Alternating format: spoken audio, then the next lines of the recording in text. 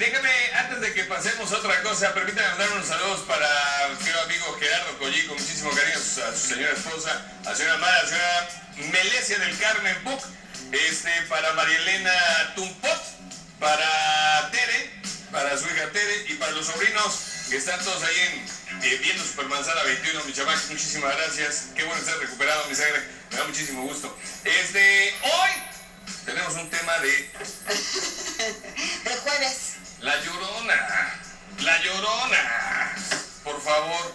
Muchísimas gracias, Gerardo. Un placer que estés aquí con nosotros. Muchas gracias, también es un placer estar con ustedes. Es un placer hablar de ese tema tan interesante que es La Llorona. Ajá. Es que...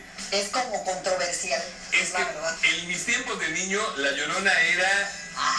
Hoch. Sí, era la más maciza, claro. Era la más maciza. Sí. Esa es la palabra. Luego ya llegaron otros que fueron supliendo a La Llorona, que era la número uno. No hay nadie que supla La Llorona. Por eso digo, para nosotros la número uno es La Llorona. La de Luego llegó Chucky, la de mis hijos. La de mis hijos, puras habas. Esa era la más maciza, dice Gerardo. Y es uno de los espíritus que es una entidad, porque era Citlalcóatl, porque esta historia viene de la gran Tenochtitlán. Después se desvirtuó de una que estaba enamorada y mató a los hijos. Pero este espíritu era una deidad femenina, que el pueblo de Tenochtitlán la tomaba muy en cuenta. ¿Por qué? Porque era la mujer serpiente, que era como la contraparte de Quetzalcóatl, de la serpiente emplumada. Entonces esta aparición eran profecías que hacía, porque ella avisaba al pueblo de Tenochtitlán que llegaban los conquistadores.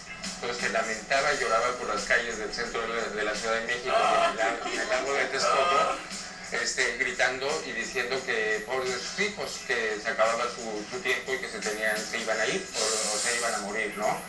Entonces el llanto de una madre siempre es algo muy escalofriante, ¿no? Y más un llanto que era profético, donde le estaba avisando a ellos pues, que se los iba a chupar las brujas. Mira, si te parece, vamos a ver un video de La Llorona.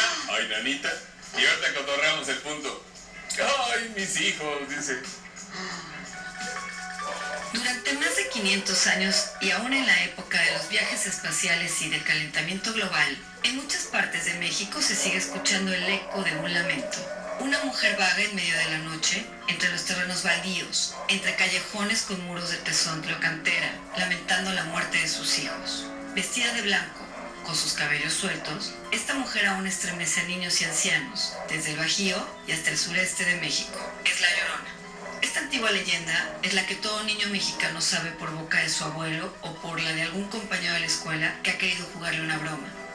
La Llorona es mucho más que un fantasma o una aparecida. No tiene nada que ver con mujeres horribles de ojos sangrantes y dientes afilados. No es un ente paranormal ni una loca que inspiró una historia. La Llorona es una mujer sin rostro ni edad, compendio de muchos símbolos y deidades prehispánicas. Es una mujer condenada y al mismo tiempo es diosa portadora de un mensaje funesto. En el libro La visión de los vencidos, escrito por Ángel María Garibay, se recogen los presagios que los mexicas, el imperio del México prehispánico, recibieron de sus dioses ante la llegada de los españoles. Uno de estos presagios hace referencia a una mujer, la Cihuacóatl, o mujer serpiente, que vagaba entre las amplias calles de la gran Tenochtitlán, gimiendo y lamentándose: mis muy queridos hijos, ya llega nuestra partida, ya estamos a punto de perdernos. Oh, hijos míos, ¿a dónde los llevaré? Curiosamente, con la conquista de los españoles, el eco de la Cihuacóatl se dispersó y en cada región se fusionó con la imagen de varias deidades femeninas. Ahuicanime, la necesitada, la sedienta, diosa del hambre de los tarascos de Michoacán. Xtabay, diosa del suicidio, según los mayas de la península de Yucatán. Xonaxiquecula, la señora de la red de carne, deidad de la muerte, del inframundo y de la lujuria entre los zapotecas en Oaxaca. Y por supuesto, surgió también la versión colonial, la de una hermosa y joven mujer que, rechazada por el hombre que amaba, ahogó a sus hijos y luego se suicidó. Al llegar a las puertas del cielo, Dios le preguntó por sus criaturas y ella contestó: no lo sé, mi señor. Así que se le envió de regreso para que los buscara. Y así pasó a la pobre mujer los siglos de la colonia, los años de la independencia y la revolución, buscando a sus hijos entre los rieles de los trenes, entre las ramas de los árboles, debajo de los puentes, en las ruinas de las haciendas. La escritora mexicana Carmen Toscano describió en La Llorona, su libro, cómo estremecía a los habitantes de la Nueva España. Dicen que su grito más doliente lo lanza al llegar a la Plaza Mayor, que ahí se arrodilla y vuelta hacia donde estaban los viejos teocalis de los indios, besa el suelo y clama con angustia llena de aflicción. Cuentan que amó intensamente, que fue abandonada, que cometió un horrible crimen, que hizo correr la sangre de los suyos.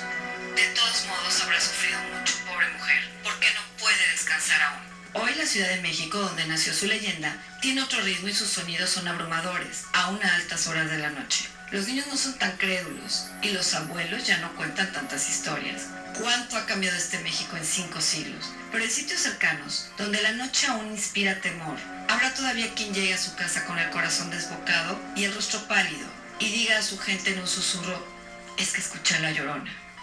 Con información de Berenice Moreno para Supermanzana 21, Larisa Bazáñez. Pues qué tal, así de todos así. Es que se supone en una que había matado a los hijos y en otra de que según esto se los... Como todas las tradiciones que son transmitidas a través del oral, pues van cambiando, ¿no? Van cambiando y se van actualizando también, porque en algunos casos también se dice que es la Malinche, que porque traicionó a su pueblo, porque después de matar a los hijos. Se cuenta también de una indígena con un español, pero eso ya es después de la versión primaria o de la versión primera de la mujer serpiente, la que se desvanecía en el lago de Texcoco lamentando la muerte próxima de sus hijos. Oye, o la diosa del suicidio. Fíjate que es un dato muy curioso que a mí me encantaría un día tocar en específico esa diosa que es de los mayas, que es de la zona maya. Y curiosamente el pueblo maya tiene una cultura de suicidio por ahorcamiento. Incluso nosotros ocupamos uno de los primeros lugares. Y no es una casualidad que específicamente en las áreas mayas exista la diosa del ahorcamiento. Y no es una cosa nueva, ¿no? Y hasta el día de hoy se sigue manteniendo vigente. Pues sí vale la pena que platicaran de ese tema algunos de los días. Ahí me avisa cuando termine, porque qué barbaridad.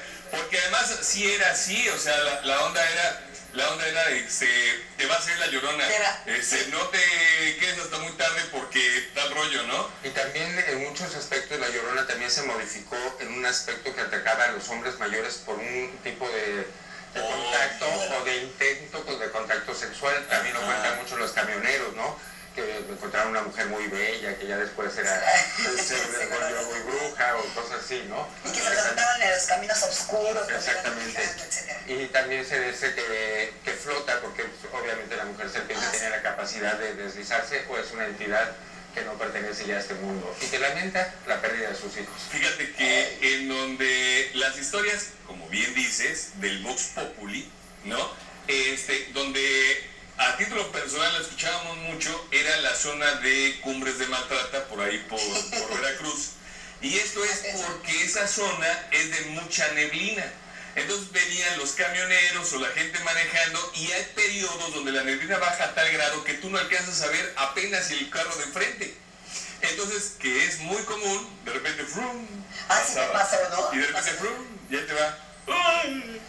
Y cuando el río suena es que agua lleva, ¿no? Y tantas historias que se repiten de una forma o de otra, no necesariamente tiene que ser la misma entidad o tiene que ser el mismo ser, puede ser muchos seres, porque hay muchas mujeres que han perdido a sus hijos, ¿no? Y muchas entidades, mucha gente que se va en un estado de conciencia que no es el óptimo y que puede estar vagando y quien tenga la sensibilidad puede percibirlos o verlos, ¿no? ¿En serio?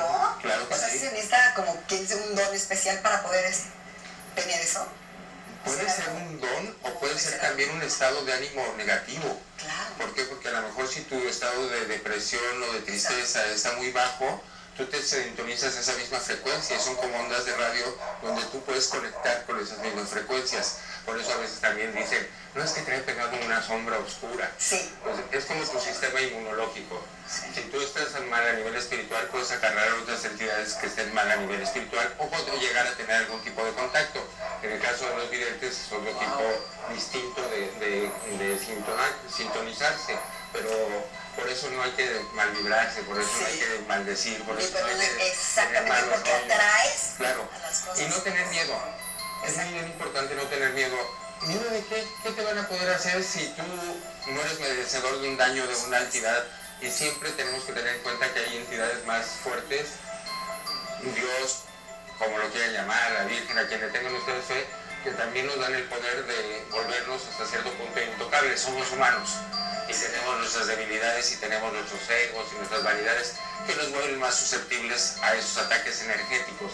Pero siempre hay un poder más grande que esto lo hace que sea chiquito. Sí, es cierto. Pues el dicho de Dios contigo, ¿quién contra ti? O sea, exactamente. Es cierto, mientras tú estás protegido. Me gustó. Sí. En realidad, Sí, sí. Así no es. se puede. Me agradó, me agradó esa idea. Tienes toda la razón. Y estas, lo que sí valía la pena es que checáramos en otro tema, la deidad del suicidio. Sí, del ahorcamiento. Específicamente es el ahorcamiento por cuerda. Sí. Increíble. Específicamente Sí. sí. Sí. Vamos a ver que lo vemos después. Pues, Gerardo, un placer. Encantado, güey. Encantado. Muchísimas Gracias, se les quiere. gracias. Pues ahí está. Que no le den ello. Oye, nada más como nota, acaba de temblar en la Ciudad de México. Sí, no, o sea, Y en Veracruz. En México y en Veracruz. En México y en Veracruz. Ahí échale un grito a la familia. Mamita, mi mami. Vamos con musiquita. Vamos a ver del estudio con Alex Sevilla. Adelante.